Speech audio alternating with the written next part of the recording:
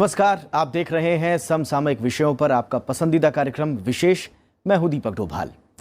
अगर आपने हॉलीवुड की प्रसिद्ध film catch me if you can देखी होगी तो आपको पता होगा कि फ्रैंक एबैग्नल नाम के एक जालसाज ने कैसे बैंक चेक्स की खामियों का फायदा उठाया।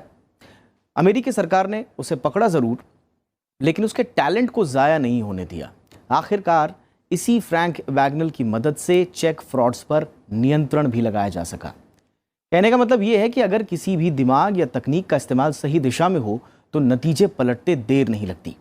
कुछ यही बात लागू होती है बिटकॉइंस जैसी क्रिप्टो करेंसी में इस्तेमाल होने वाली ब्लॉकचेन टेक्नोलॉजी पर। दरअसल क्रिप्टो करेंसी के चक्कर में ब्लॉकचेन तकनीक ही बदनाम हो गई, लेकिन दुनिया के कई देशों में इस तकनीक का इस्तेमाल न सिर्फ बेहतर गवर्नेंस के लिए हो रहा है, बल्कि दुनिया भर की इंडस्ट्रीज इस तकनीक के इस्तेमाल के लिए अपनी अपनी सरकारों पर दबाव भी डाल रही हैं। हम सब जानते हैं कि बिटकॉइंस ने रातों रात कैसे दुनिया की एक बड़ी आबादी को सकते में डाल दिया, और यह सब मुमकिन हुआ उसकी मूल टेक्नोलॉजी ब्लॉकचेन के जरिए। जानकार मानते हैं कि भविष्य की अर्थव्यवस्था के लिए ब्लॉकचेन तकनीक क्रांतिकारी हो सकती है, और यही वजह है कि वित्त मंत्री अरुण जेटली ने भी अपने बजट भाषण में इस तकनीक पर विचार करने के लिए एक समिति गठित करने की बात कही। आज विशेष में बात होगी ब्लॉकचेन तकनीक की। जानेंगे ये क्या है, कैसे काम करती है और कैसे ये भारतीय अर्थव्यवस्था और शासन में मददगार साबित हो सकती है। तो शुरू करते हैं आज का विशेष।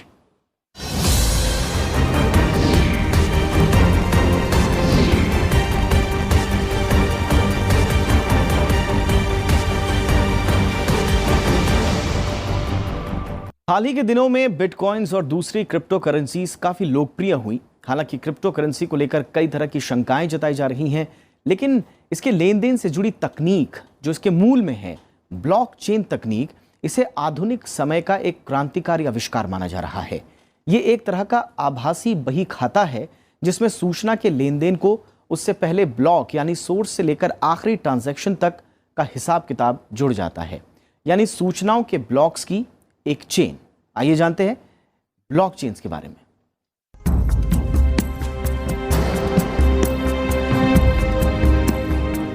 ब्लॉकचेन यानी डिजिटल केंद्रीकृत सार्वजनिक खाता। इसका इस्तेमाल बिटकॉइन समेत किसी भी क्रिप्टो करेंसी लेन देन में किया जा सकता है। दरअसल ब्लॉकचेन आंकड़ों की ब्लॉक की एक श्रृंखला होती है। हर ब्लॉक में उस समय हुए सभी लेन देन का लेखा जोखा होता है। यह पूरी तरह से सार्वजनिक होती है और ब्लॉकचेन का इस्तेमाल करने वाला कोई भी शख्स इसे देख सकता है और पिछले तमाम लेन देन का हिसाब भी जान सकता है। इससे लेन देन का कोई केंद्रीय रिकॉर्ड रखे बिना किसी भी डिजिटल लेन देन को ट्रैक करने की सहूलियत मिलती है। ब्लॉकचेन एक नई टेक्नोलॉजी है जिसको आधार बनाते हुए विभिन्न प्रकार की एप्लीकेशंस आज विकसित की जा रही हैं। एक आम भाषा में बात की जाए तो ब्लॉकचेन एक कॉमन डिस्ट्रीब्यूटेड लेजर है, यानी कि एक ही रिकॉर्ड जो अलग अलग कंप्यूटर्स में अलग अलग ब्लॉक्स पे एक साथ स्टोर किया जाता है, रिटेन किया जाता है। उसका उद्देश्य होता है कि कोई एक व्यक्ति मनमाने तरीके से कोई बदलना चाहे तो वो नहीं बदल सकता, क्योंकि सभी लोगों के पास ये रिकॉर्ड है। हालांकि ब्लॉकचेन कोई नई तकनीक नहीं है। ये 3 अलग अलग तकनीकों का समायोजन है, जिनमें इंटरनेट, निजी कुंजी की क्रिप्टोग्राफी यानी सूचना को कोड में बदलना और प्रोटोकॉल पर नियंत्रण रखने की तकनीक शामिल है। क्रिप्टोग्राफी की सुरक्षित श्रृंखला पर पहला काम 1991 में स्टुअर्ट हेबर और डब्ल्यू स्कॉट स्टोरेंटा ने किया। 1992 में बायर, हेबर और स्टोरेंटा ने इसके डिजाइन में सुधार किया, जिससे कई ब्लॉकों को एक ब्लॉक में एकत्रित करने की अनुमति दी जा सकती है। पहली ब्लॉकचेन को पहली बार 2008 में सतोशी नाकामोतो के किसी व्यक्ति या समूह ने क्रिप्टो करेंसी के लिए इस्तेमाल किया। 2016 में रूसी संघ की केंद्रीय प्रतिभूति डिपॉजिटरी ने ब्लॉकचेन प्लेटफॉर्म पर आधारित एक पायलट परियोजना की घोषणा की, जिससे ब्लॉकचेन का इस्तेमाल स्वचालित मतदान प्रणाली के लिए किया जा सकता है। जैसे कंप्यूटर आया, कंप्यूटर आपस में सब जुड़ गए तो इंटरनेट बन गया, कंप्यूटरों को आपस में इंटरनेट से जोड़ दिया गया। इसी तरीके से जो लिंक ट्रांजैक्शन हैं उनको अगर एक डिस्ट्रीब्यूटेड नेटवर्क में जोड़ दिया जाए तो वो ब्लॉकचेन है। वो इसको न्यूयॉर्क टाइम्स ने बोला है कि ब्लॉकचेन पूरे इकोसिस्टम को चेंज कर रहा है। विश्व की सारे बड़े सेंट्रल बैंक इसके बारे में रिसर्च कर रहे हैं और भारत में इस बार के 2018 के बजट में इसके बारे में उन्होंने प्रोविज़न किया है और इसके बारे में भारत सरकार भी अब सजग हो गई है। दरअसल इंटरनेट और डिजिटल तकनीक के इस्तेमाल ने लेन देन और सूचनाओं के आदान प्रदान के तरीके बदल दिए हैं। इससे तमाम तरह के सवाल भी खड़े हुए हैं।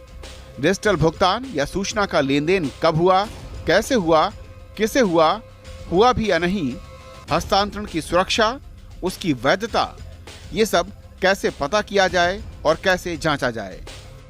ब्लॉकचेन इन सब सवालों का जवाब हो सकता है। ये ब्लॉक नाम के अभिलेखों की एक लगातार बढ़ती सूची है जो क्रिप्टोग्राफी के जरिए आपस में जुड़ी है। साइबर सिक्योरिटी को लेकर, बैंकिंग को लेकर, इंश्योरेंस को लेकर लगभग हर क्षेत्र में हम देख रहे हैं कि ब्लॉकचेन की अपनी अलग ही एप्लीकेबिलिटी बनती जा रही है। मेरा व्यक्तिगत मानना है कि ब्लॉकचेन आज के संदर्भ में, आज के युग में एक गेम चेंजर है और जितनी जल्दी हम इसके महत्व और उसके पोटेंशियल को समझें उतना ही अच्छा हम सबके लिए होगा। ब्लॉकचेन तमाम लेन देन ब्लॉक का कड़ी दर कड़ी रिकॉर्ड है। इसमें कई लोग एक साथ जानकारी के रिकॉर्ड में प्रविष्टियां लिख सकते हैं। सूचनाओं को यूजर्स का एक ग्रुप नियंत्रित कर सकता है। सूचना का रिकॉर्ड संशोधित कर सकता है या फिर बदल सकता है। ये तकरीबन विकिपीडिया प्रविष्टियों की तरह है जो किसी एक प्रकाशक या किसी एक व्यक्ति की जानकारी पर आधारित या किसी एक व्यक्ति के नियंत्रण में नहीं है। तमाम यूजर्स जिनके पास सूचना जोड़ने की अनुमति है इसमें अपना योगदान कर सकते हैं। हालांकि केंद्रीय डेटाबेस पर विकिपीडिया का नियंत्रण रहता है। लीना शर्मा के साथ ज़ैगब मुर्तजा, राज्यसभा टीवी। यहाँ ये भी समझना जरूरी है कि ब्लॉकचेन कोई करेंसी नहीं है।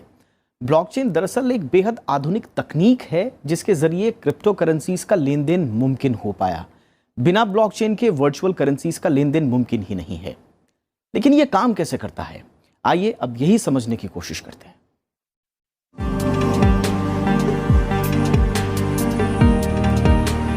आप जब कभी किसी दुकान पर जाते हैं तो दुकानदार को सामान के एवज में पैसा देते हैं, लेकिन यही खरीदारी जब आप ऑनलाइन करते हैं तो लेन देन यानी ट्रांजैक्शन के लिए आपको बिचौलिए प्लेटफॉर्म की जरूरत पड़ती है, जैसे कि पेटीएम वगैरह। इसी तरह जब आप किसी के खाते में पैसे भेजना चाहते हैं तो बीच में बैंक होता है। बैंक आपके खाते से पैसा लेकर दूसरे के खाते में ट्रांसफर करता है और लेन देन से जुड़ी जानकारियों का हिसाब या बही खाता मेंटेन करता है। ब्लॉकचेन दरअसल इसी तरह का एक वर्चुअल बही खाता है। अब ब्लॉकचेन से फ़ायदा ये हुआ कि हर एक यूज़र जो है डेटा बराबर ओन कर सकता है, इसलिए जो डेटा ट्रांसफ़र करने की जो समय निकलता है वो ख़त्म हो गया, क्योंकि पीयर टू पीयर हम लोग अपडेट हो जाते हैं एक साथ। तो ब्लॉकचेन ये नई टेक्नोलॉजी है जिस पे बहुत सारे प्रोडक्ट्स अब आने शुरू हो गए हैं, इंक्लूडिंग फाइनेंशियल प्रोडक्ट्स। ब्लॉकचेन तकनीक में बैंक और बिचौलियों की भूमिका खत्म हो जाती है और पीर टू पीर यानी एक व्यक्ति से दूसरे व्यक्ति तक सीधे ट्रांजैक्शन हो जाता है।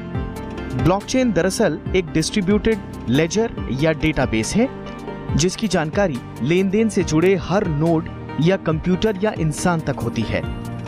आमतौर पर बही खाते या रजिस्टर में दर्ज जानकारियां सिर्फ बैंक के पास होती हैं, लेकिन ब्लॉकचेन तकनीक में लेन देन की हर जानकारी उससे जुड़े नोड्स या यूजर्स के पास होती है। लेकिन कोई भी लेन देन तभी मुमकिन होता है जब चेन से जुड़े लोग ऐसा करने की परमिशन दें। इस तरह ये जानकारी सबके लिए सार्वजनिक होते हुए भी बेहद गोपनीय रहती है। आइए ब्लॉकचेन के कॉन्सेप्ट को ग्राफिक्स के जरिए समझते हैं। मान लीजिए कुछ लोगों का ग्रुप आपस में व्यापार करता है। इस ग्रुप में से राम नाम का व्यापारी श्याम नाम के व्यापारी को कुछ पैसे या क्रिप्टो करेंसी भेजना चाहता है। इसके लिए राम और श्याम नोट्स के जरिए जुड़ेंगे। राम श्याम को करेंसी का ट्रांसफर जैसे ही करेगा वो ट्रांजैक्शन ब्लॉक में दर्ज हो जाएगा। ब्लॉक में दर्ज ये जानकारी व्यापार से जुड़े सभी लोगों तक पारदर्शी तरीके से पहुंच जाएगी। लेकिन मामला यहीं तक सीमित नहीं होगा। अब ये ट्रांजैक्शन सही है या नहीं, इसे चेक करने के लिए इसे वैलिडेट या मंजूर किया जाएगा। लेन देन का सत्यापन होने के बाद उसकी जानकारी हमेशा हमेशा के लिए ब्लॉक में दर्ज हो जाएगी और आखिर में ये ब्लॉक लेन देन से जुड़े दूसरे ब्लॉक्स के साथ जुड़ जाएगा और यही है ब्लॉकचेन। ब्लॉकचेन के जुड़ जाने से राम का भेजा पैसा आखिरकार श्याम को मिल जाएगा। ब्लॉकचेन ये कहती है कि जो जितने भी यूज़र्स हैं, मान लीजिए 1000 यूज़र हैं या 2000 यूज़र हैं, जितने भी यूज़र हैं, वो सब संपूर्ण डेटा को एक साथ ओन करते हैं और बराबर राइट्स के साथ ओन करते हैं। तो मतलब ये है कि मान लीजिए 2 लोग इस डेटा को ओन करते हैं, तो इन दोनों के पास ये सारा डेटा है और जो ये एक डेटा चेंज हुआ, ये डेटा अपने आप इसको भी रिफ्लेक्ट हो जाएगा और इन द रियल टाइम हो जाएगा। मतलब इसमें कोई एक्सचेंज नहीं होगा, ये पीयर टू पीयर आपस में एक दूसरे को जान लेंगे। तो इसमें कोई सेंट्रल पॉइंट नहीं होता कि डेटा यूं जाए और वापस आए इधर, बल्कि आपस में एक दूसरे का डेटा ऑन कर लेते हैं। ट्रांजैक्शन को पूरा करने के लिए ब्लॉक्स को सॉल्व करना बेहद जरूरी है, लेकिन इसमें एक बहुत ही जटिल गणितीय प्रणाली होती है जिसे प्रूव करने के लिए आपको लाखों कैलकुलेशन प्रति सेकंड करने पड़ते हैं। उसके बाद ही ट्रांजैक्शन कंफर्म होता है, इसीलिए इसे बेहद सुरक्षित माना जाता है। इंटरनेट पर blockchain.info जैसी कई वेबसाइट्स मौजूद हैं जहां लॉगिन कर आप ब्लॉकचेन से जुड़ सकते हैं और अपना वर्चुअल वॉलेट या बटुआ जनरेट कर सकते हैं। ट्रांसफर की गई रकम आपके वर्चुअल वॉलेट में ही आएगी। उसके लिए आपको एक एड्रेस भी जनरेट करना होता है। Bureau report, Rajya Sabha TV. Blockchain तकनीक केवल क्रिप्टो करेंसी तक ही सीमित नहीं है, बल्कि इसके जरिए वित्तीय प्रणाली, शिक्षा, स्वास्थ्य, रियल एस्टेट जैसे तमाम क्षेत्रों को बेहतर बनाया जा सकता है। आइए देख लेते हैं ब्लॉकचेन तकनीक का इस्तेमाल कहां-कहां किया जा सकता है और कैसे-कैसे किया जा सकता है।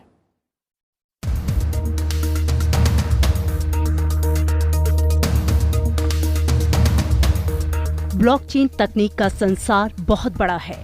आमतौर पर यह माना जाता है कि क्रिप्टो करेंसी से जुड़ा है, लेकिन ऐसा नहीं है। क्रिप्टो करेंसी और वित्तीय लेन देन के अलावा ब्लॉकचेन तकनीक का इस्तेमाल कानूनी कागजात, स्वास्थ्य आंकड़े, नोटरी और निजी दस्तावेज सुरक्षित रखने में भी किया जा सकता है।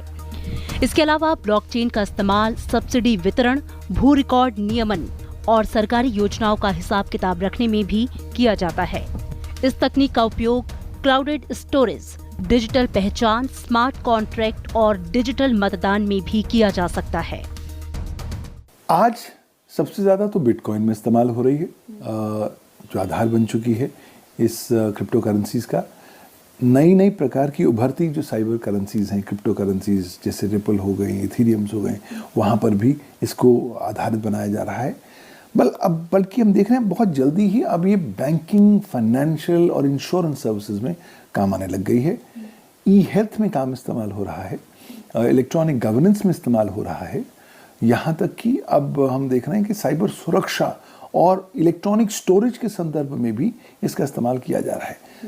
अगर हम कुछ विशेषज्ञों की बात सुने तो ये इतनी बड़ा पोटेंशियल है इसकी एप्लीकेशन का कि लगभग हर ह्यूमन एक्टिविटी या ह्यूमन वर्टिकल के संदर्भ में इसका इस्तेमाल किया जा सकता है।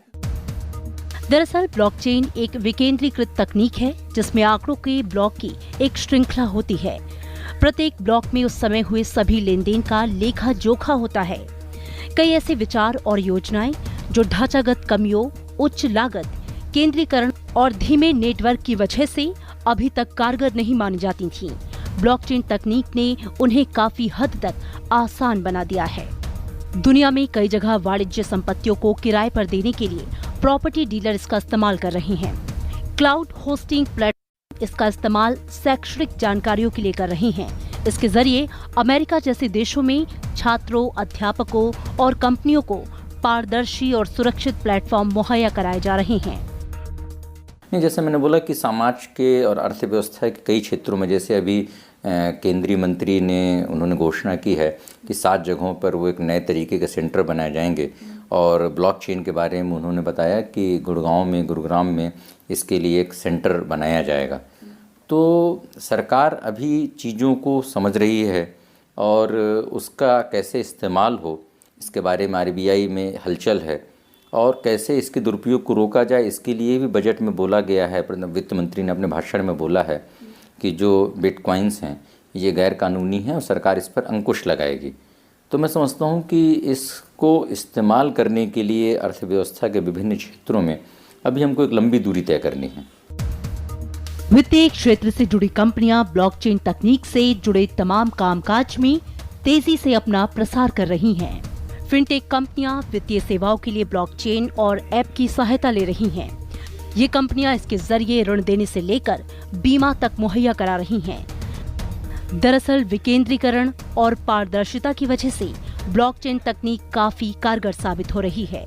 लेकिन जहां निजी सूचना का मामला हो और जानकारियां सार्वजनिक होने पर नुकसान का डर हो, वहां इनका इस्तेमाल नहीं हो सकता। फिर भी पारदर्शिता बढ़ाने और साफ सुथरे लेन-देन और लेन-देन का इतिहास जानने के नजरिए से ये बेहद शानदार हैं। ज़ैगम मुर्तजा के साथ लीना शर्मा, राज्यसभा टीवी। अब सवाल ये उठता है कि क्या ब्लॉकचेन तकनीक में कुछ चुनौतियां भी हैं? दरअसल देश में वित्तीय लेनदेन के बदलते तरीकों और तकनीक के बढ़ते दखल के बीच सुरक्षा जैसे सवाल भी हैं। देश में डिजिटल लेनदेन के साथ ही फ्रॉड भी बढ़े हैं। ऐसे में ब्लॉकचेन जैसे विकल्प कितने कारगर हैं, ये समझना भी जरूरी है। देश में सरकार का रुझान डिजिटल लेनदेन को बढ़ावा देने पर है। हालांकि बिटकॉइन और दूसरी क्रिप्टो करेंसी पर सरकार का नजरिया साफ है। सरकार ऐसी किसी भी करेंसी या भुगतान के तरीके को मान्यता नहीं देती जो सरकारी नियंत्रण या नियमन से बाहर है। ऐसे में ब्लॉकचेन तकनीक की कानूनी वैधता पर सवाल उठना लाजमी है। हालांकि सरकार ने माना है कि इस तकनीक के इस्तेमाल को जायज कामों में बढ़ावा दिया जा सकता है। वित्त मंत्री ने कहा है कि सरकार ब्लॉकचेन तकनीक का अध्ययन करने के लिए एक समिति का गठन करेगी। नहीं, देखिए, जो आरबीआई ने अपना जो व्हाइट पेपर जारी किया है उसमें बोला है कि अगर हम इस टेक्नोलॉजी का बेहतर इस्तेमाल करेंगे तो आगे आने वाले समय में वो फ्यूचर है, लोग मानते हैं कि डिजिटल करेंसी का है। जैसे पहले सोने की मुद्राएं चलती थीं, उसके बाद कागजी नोट चलने लगे, उसके बाद फिर प्लास्टिक मनी चलने लगा, डेबिट कार्ड और क्रेडिट कार्ड। अब जो ये बिटकॉइन जैसी करेंसी आई तो लोग बोलते हैं कि डिजिटल करेंसी एक फ्यूचर है जो नेशनल और इंटरनेशनल लेवल पे एक नई करेंसी बन सकती है। दुनिया भर में तकनीक के दम पर वित्तीय कारोबार तेजी से डिजिटल हुए हैं, लेकिन भारत में इसकी रफ्तार थोड़ी धीमी है। इसकी कई सुरक्षा वजहें हैं और साथ ही जरूरी कानूनों की कमी भी है। डिजिटल लेन देन बढ़ने के साथ ही देश में अवैध शुल्क वसूली, अतिरिक्त शुल्क, धनराशि गायब होने की शिकायतें भी बढ़ी हैं। नागरिक सूचनाओं की चोरी, साइबर उत्पीड़न, औद्योगिक जासूसी, फ्रॉड भुगतान और गैरकानूनी लेन देन के मामले बढ़े हैं। इसी तरह के कई और सवाल हैं, जैसे ई वॉलेट्स गैर बैंकिंग वित्तीय कंपनियां हैं, इसलिए उन पर बैंकों के नियम लागू नहीं होते और वित्तीय क्षेत्र की तकनीकी कंपनियां सूचना प्रौद्योगिकी अधिनियम के दायरे में हैं। जाहिर है किसी भी अनियमितता से निपटने के लिए कानून का बुनियादी ढांचा नदारद है। बहुत सारी सरकारें, अमेरिका से लेकर के इंडिया तक, मलेशिया तक, हर प्रकार की सरकारें इस समस्या और इस अपॉर्चुनिटी दोनों को देख रही हैं और इसको रेगुलेट करने के लिए क्या किया जाए इसके बारे में बहुत सारी कमेटीज़ लगभग सारी मेजर इकोनॉमीज़ ने बनाई हैं, भारत इंक्लूडेड। थोड़ी सी एक मूलभूत डिफ़िकल्टी होगी क्योंकि ब्लॉक से जो करेंसी छपती है, जो रुपए का नोट छपता है, वो एक जगह छपता है और एक संस्था द्वारा नियंत्रित होता है। सबको पता होता है कि कितना नोट छप रहा है और कहाँ छप रहा है, ठीक है। और नकली नोट है तो तुरंत पता लग जाता है। लेकिन ब्लॉकचेन ऐसी चीज़ है, ब्लॉकचेन टेक्नोलॉजी की वजह से जो बिटकॉइन आएगा वो ऐसी चीज़ है जो कहीं भी बन सकता है। मौजूदा कानूनी तंत्र पर नजर डालें तो साइबर कानून के दायरे में कंप्यूटर, इंटरनेट और साइबर स्पेस आते हैं। इससे निपटने के लिए सन 2000 में आईटी एक्ट बनाया गया। इसके जरिए भारतीय दंड संहिता 1860, भारतीय साक्ष्य अधिनियम 1872, बैंकिंग साक्ष्य कानून 1891 और रिजर्व बैंक अधिनियम 1934 में भी जरूरी बदलाव किए गए। 2008 में आईटी एक्ट में संशोधन किया गया। फर्जी इलेक्ट्रॉनिक रिकॉर्ड का इस्तेमाल रोकने के लिए आईपीसी की धारा 463 है। फर्जी वेबसाइट या साइबर फ्रॉड को धोखाधड़ी से जुड़ी आईपीसी की धारा 420 के दायरे में लाया गया है। वेब जैकिंग को आईपीसी की धारा 383 के दायरे में, ईमेल का गलत इस्तेमाल को आईपीसी की धारा 500 के दायरे में लाया गया है। लेकिन तकनीक की दुनिया में क्रांतिकारी बदलाव आ चुके हैं और ये सब कानून नाकाफी हैं। अभी एक ही हमारे पास कानून है, भारत का सूचना प्रौद्योगिकी कानून। वो इलेक्ट्रॉनिक डेटा और कंप्यूटर सिस्टम्स को ताल्लुक तो रखता है, तो ब्रॉडली स्पीकिंग कुछ पहलू ब्लॉकचेन के आप आईटी एक्ट में कवर कर पाएंगे। लेकिन ब्लॉकचेन को लेकर विशिष्ट प्रकार की नई जो चुनौतियां आ रही हैं उसको डील करने के लिए बहुत जल्दी हमें इनेबलिंग कानूनी प्रावधान लाने पड़ेंगे।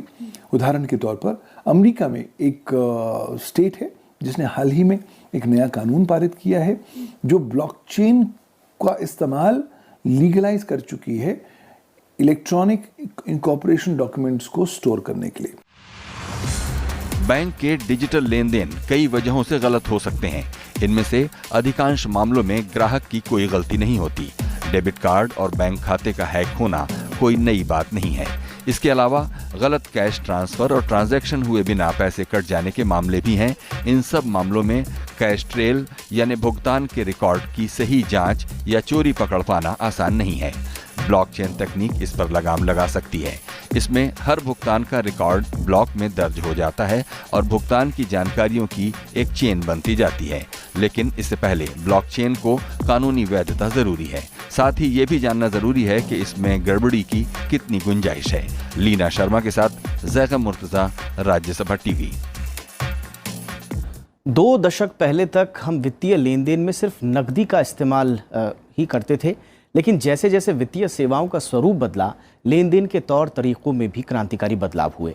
इंटरनेट की सुपर कनेक्टिविटी ने वित्तीय सेवाओं में नई तकनीक के इस्तेमाल के नए अवसर खोले और दुनिया के तमाम देशों के साथ साथ भारत ने भी कैशलेस इकोनॉमी बनने की ओर कदम बढ़ा दिए। आइए समझते हैं कि कैसे वित्तीय सेवाओं का स्वरूप बदला और इस वक्त देश में वित्तीय लेन देन का ढांचा कैसा है। दुनिया धीरे धीरे तकनीक के नए युग में प्रवेश करती जा रही है। मेडिकल में बायोटेक्नोलॉजी और जेनेटिक्स हो, साइंस में रोबोटिक्स और अब आर्टिफिशियल इंटेलिजेंस हो या अर्थव्यवस्था में ई-कॉमर्स, नई तकनीकों ने परंपरागत तौर तरीकों को पूरी तरह से बदल कर रख दिया है। पिछले 2 दशकों में वित्तीय लेन देन के परंपरागत तरीकों में क्रांतिकारी बदलाव आए हैं। आज देश डिजिटल अर्थव्यवस्था में तब्दील हो रहा है। डिजिटल यानी वो प्रक्रिया जिसमें ग्राहक इलेक्ट्रॉनिक साधनों के माध्यम से पैसे का हस्तांतरण करता है। एक खाते से दूसरे खाते में पैसे भेजना हो, बिल देना हो या किराने की दुकान से सामान खरीदना, कार्ड या किसी भी डिजिटल प्लेटफॉर्म की मदद से चुटकियों में ट्रांजैक्शन पूरा। आज डेबिट या credit card, mobile wallet, mobile apps, net banking, electronic clearing service यानी ECS, national electronics fund transfer यानी NEFT, तत्काल भुगतान सेवा यानी IMPS और प्रीपेड उपकरणों जैसी नई तकनीकों के इस्तेमाल से लेन देन बेहद आसान हो गया है।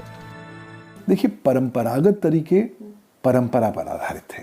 परंपरा कहती थी कि सेंट्रलाइज्ड रेगुलेटर होना चाहिए। तो जैसे भारतीय रिजर्व बैंक है, तमाम सारा सेंट्रल रेगुलेटर है, तमाम बैंक्स को रेगुलेट करता है।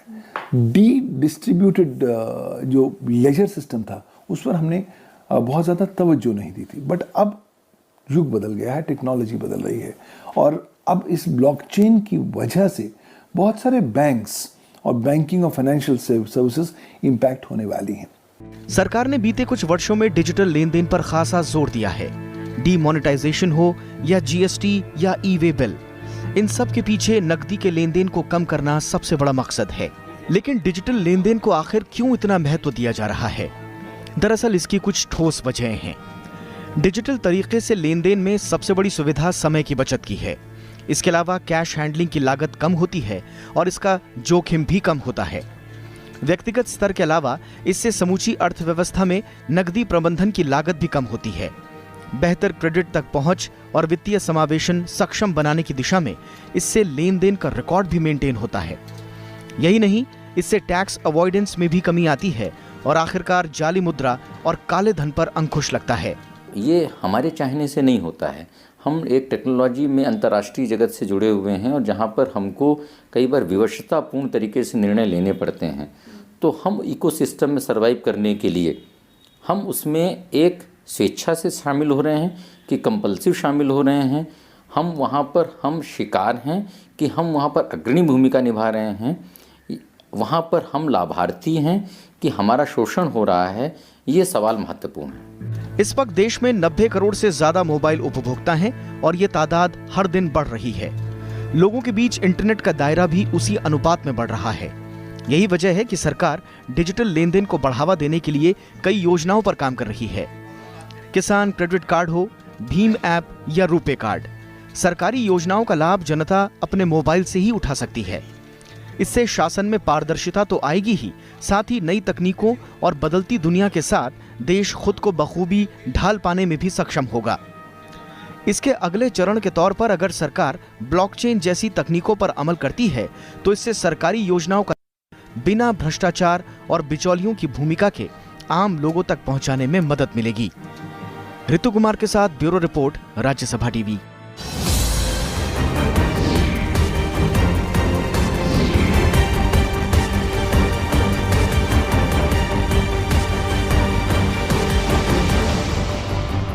तो ये था आज का विशेष। नमस्कार।